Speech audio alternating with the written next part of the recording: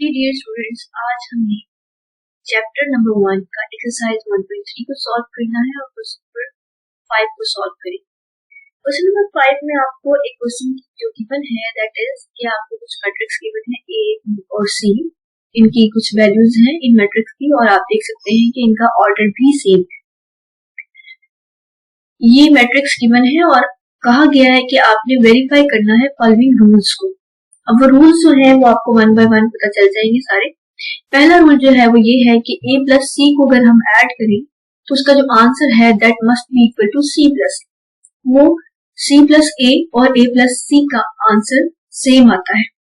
इससे कोई फर्क नहीं पड़ता कि अगर हम इन दोनों का ऑर्डर चेंज कर दें इन एडिशन। एडिशन में जब हम दो वैल्यूज को, दो मैट्रिक्स को ऐड करते हैं तो हम इनका ऑर्डर चेंज करके भी ऐड कर सकते हैं, इनका आंसर सेम आएगा। ये पहला रूल है। ठीक है, आइए हम इसको वेरीफाई कर लेते हैं कि ये रूल जो हमने बनाया है क्या ये सही भी है या नहीं है। इसको वेरीफाई करने के लिए आइए क्वेश्चन सॉल्व करते हैं। तो हमने करना ये है कि पहला है a plus C equals to C plus A. तो a प्लस सी को लेफ्ट हैंड साइड कंसीडर कर लेते हैं और पहले इसको सॉल्व करते हैं लेफ्ट हैंड साइड की तरफ। लेफ्ट हैंड साइड ले ली हमने और a plus C. a plus C है तो हम a की वैल्यूज को, a का ऑर्डर पहले है तो a की वैल्यूज को पहले लिखेंगे। a की जो वैल्यूज है दैट इज 1 2 1।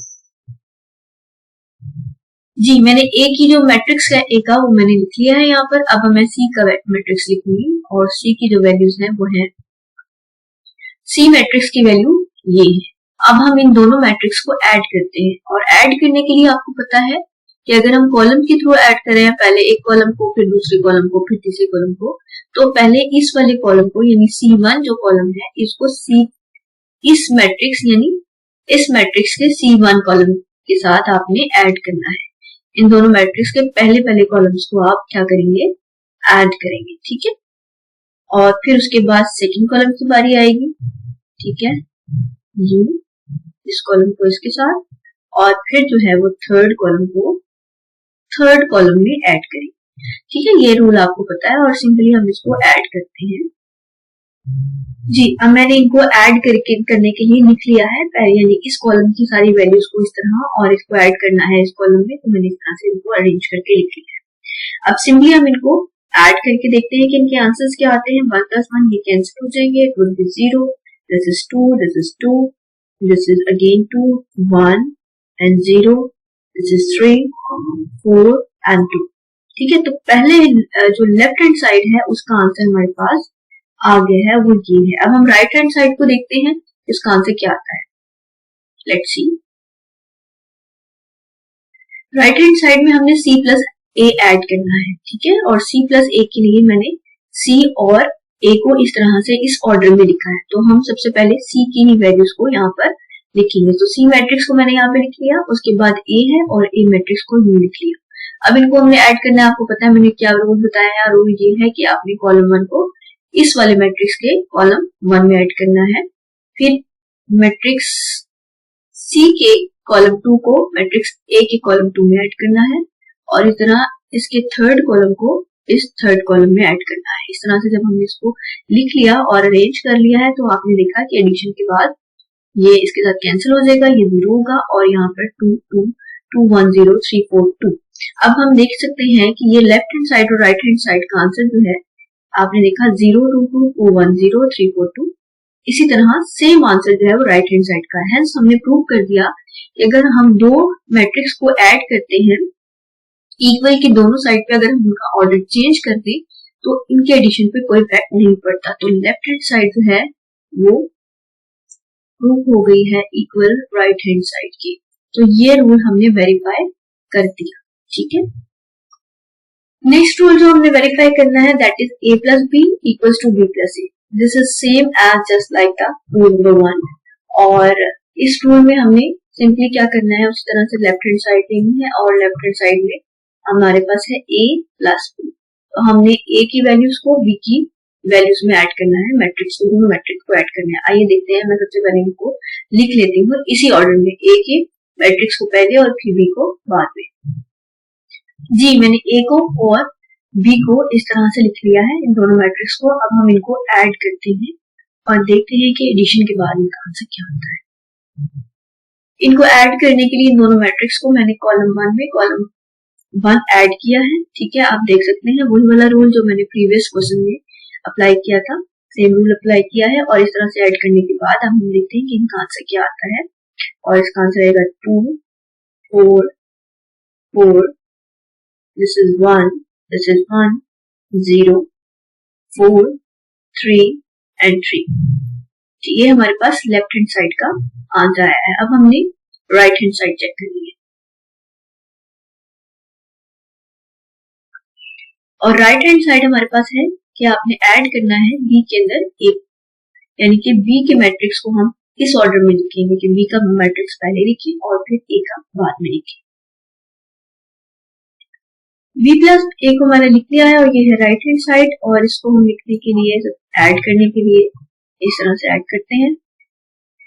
मैंने इस मैट्रिक्स को इस तरह से लिख लिया है और अब हम इसका सॉल्यूशन फाइंड करते हैं। This is 2, this is 4, this is 4, this is 1 1 0, this is 4 3 3।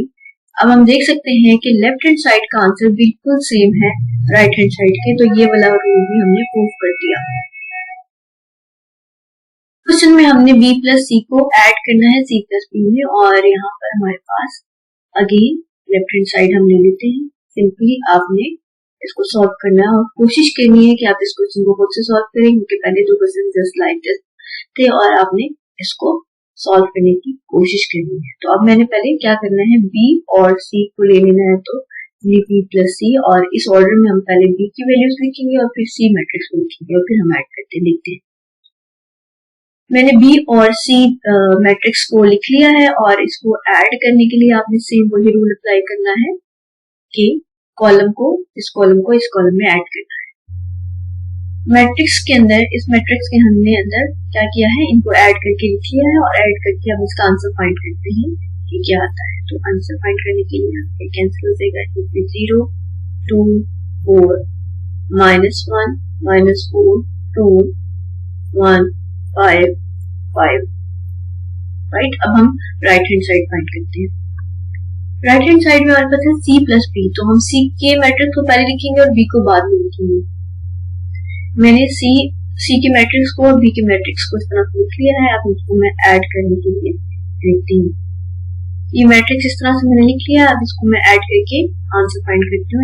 0 2 4, this is -1 -4 2 1 5 and 5. So here again the left hand side is equal to right hand side, और ये वाला क्वेश्चन हमारा प्रूव हो गया। नेक्स्ट जो हमारे पास क्वेश्चन है दैट इज क्वेश्चन नंबर 4, और यहाँ पे आप देख सकते हैं कि पहले a plus B C plus A इस तरह की वैल्यूज की जाती है, लेकिन यहाँ पर अब कुछ ट्विस्ट है, और ट्विस्ट ये है कि आपके पास ब्रैकेट में क्वेश्चन लेफ्ट हैंड साइड जो है वहां पर आपको एक ब्रैकेट गिवन है और उसके साथ a ऐड है, और राइट हैंड साइड पे आपको simply 2a plus b given है। तो आपने क्या करना है, लेफ्ट हैंड साइड में सबसे पहले हम लेफ्ट हैंड साइड को अगर लिखते हैं तो उसमें हमारे पास है a plus b plus a in bracket, right. तो पहले हम इस तरह के क्वेश्चन जहाँ पर ब्रैकेट्स गिवन होती हैं, सबसे पहले ब्रैकेट्स को सॉल्व करते हैं।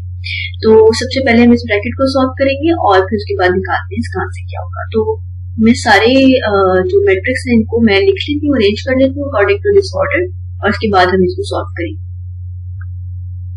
मैंने इनको इस तरह से इसी ऑर्डर में लिख लिया है। अब मैंने आपको जैसे कि बताया है कि पहले हम ऐसे क्वेश्चन में जहाँ ब्रैकेट्स को सॉल्व करते हैं, तो सबसे पहले मैं ब्रैकेट को ही सॉल्व करूंगी।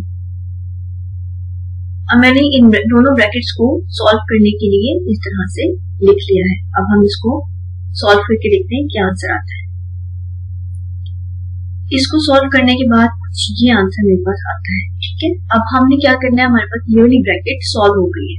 अब इस ब्रैकेट को मैं खत्म करके इन दोनों मैट्रिक्स को, ये वाले जो ये मैट्रिक्स है, इन दोनों को ऐड करूंगी।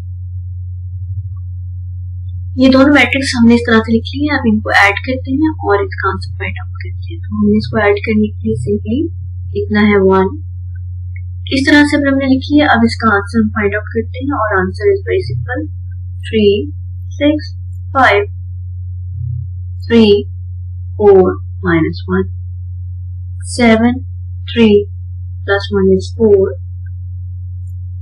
and this is 3 right। अब हम राइट हैंड साइड को सॉल्व करते हैं और राइट हैंड साइड हमारे पास क्या थी 2a plus b, so that is 2a plus b। It is very simple. Right hand side में आपने क्या करना है कि 2 को मल्टीप्लाई करना है मैट्रिक्स A के साथ और फिर हमने उसके आंसर को B में ऐड कर दिया। तो simply it is very simple, 2 है और आप मैट्रिक्स A को यहाँ पर लिखेंगे।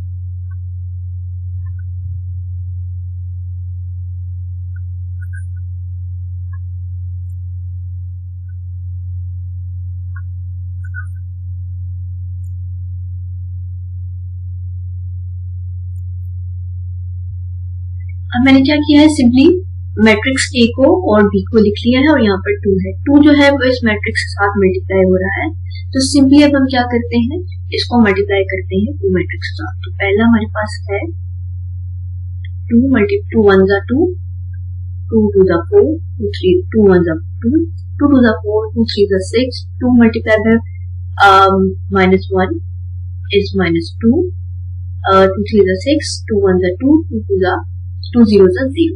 ठीक है, ये हमारा मैट्रिक्स कंप्लीट हो गया। अब हम ऐड करेंगे इसमें क्या, मैट्रिक्स B को, और मैट्रिक्स B की वैल्यूज को मैंने एज इट इज लिखी है 1 2 3 -1 -2 माइनस अगेन 1 फिर 1 2 एंड 3 सिंपली। ठीक है, अब हम इसको सॉल्व करते हैं और सॉल्व करके अगेन ये दोनों मैट्रिक्स आपस में ऐड हो रहे हैं, उनको ऐड करके देखते हैं क्या आंसर आता है।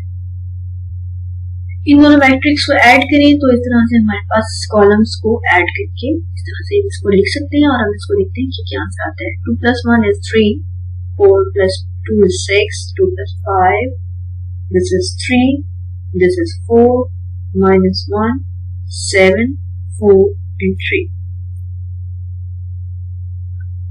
अब आप देख सकते हैं कि राइट हैंड साइड का आंसर सेम है लेफ्ट हैंड साइड से। तो देखते हैं कि लेफ्ट हैंड साइड में हमारे पास ये आंसर आया था और राइट हैंड साइड में ये आंसर है। तो यहाँ पे हम प्रूव कर सकते हैं कि left hand side equal to right hand side, हमारे दोनों आंसर सेम हैं। क्वेश्चन नंबर 5 में हमारे पास अगेन ब्रैकेट्स है और हम लेफ्ट हैंड साइड में राइट हैंड साइड में ब्रैकेट्स को पहले सॉल्व करेंगे। और पहला जो क्वेश्चन हमारे पास है वो ये है C - B + A equal to C + A - B। तो पहले हमारे पास लेफ्ट हैंड साइड हम ये लिख लेते हैं, left hand side that is equal to bracket C - B + A। तो हम इस ब्रैकेट को पहले सॉल्व करेंगे, C की वैल्यूज को, C की मैट्रिक्स को पहले और फिर B के मैट्रिक्स को अंदर A को लिखेंगे। तो आइए देखते हैं किस तरह से लिखते हैं इसको। मैंने C - B और A को इस तरह से लिख लिया है। अब हम इनको सॉल्व करते हैं। सॉल्व करने के लिए आपको पता है कि जब यहाँ माइनस है तो मैं इन दोनों मैट्रिक्स को माइनस में लिखूंगी। तो दिस इज -1 -1 0 -2 1 -3 0 -1 माइनस है तो -1 this is -2 -2 1 -1 0 -1 3 -2 2 -3 simply, and this is the same 1 2 1 2 3 -1 3 1 0 right। अब हम इसको सॉल्व करें अगर तो this is -2 this is -2 this is -2 this is 1 minus minus plus this is 1 this is minus minus and plus again equal to 0 this is 0 0 0 this is -1 this is 1 this is -1। तो इनका answer ये आ गया। अब इसको 1 2 1 as it is 2 3 -1 3 1 0। ठीक है, अब इनको मैं सॉल्व करूंगी, सिंपली ऐड करना है तो ऐड करते हैं -2 + 1 -2 + 2 -2 + 1 1 + 2 0 + 3 0 प्लस -1, -1 प्लस 3, 1 प्लस 1, -1 प्लस 0। ठीक है, तो ये हो जाएगा इक्वल का साइन आपने नहीं भूलना। ठीक है, this is -1, this is 0, this is -1, this is 3, this is 3, -1, this is 2, this is 2 and -1। ठीक है, ये हमारा लेफ्ट हैंड साइड का आंसर आया। अब हम राइट हैंड साइड को सॉल्व करें। राइट हैंड साइड हमारे पास है c plus a minus b। ठीक है, सबसे पहले हम इसकी वैल्यू लिख लेते हैं, फिर उसके बाद देखते हैं कि इनका से क्या आता है।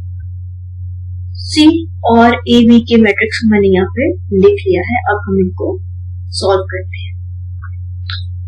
अब यहाँ पर आप देख सकते हैं कि मैंने इन दोनों मैट्रिक्स को माइनस की तरह फॉर्म में लिख लिया है और इसको सॉल्व करके देखते हैं कि क्या आंसर आता है।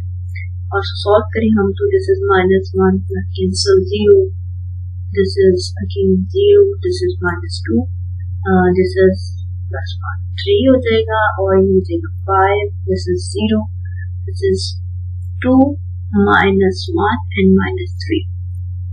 अब इन दोनों मैट्रिक्स को ऐड करते हैं।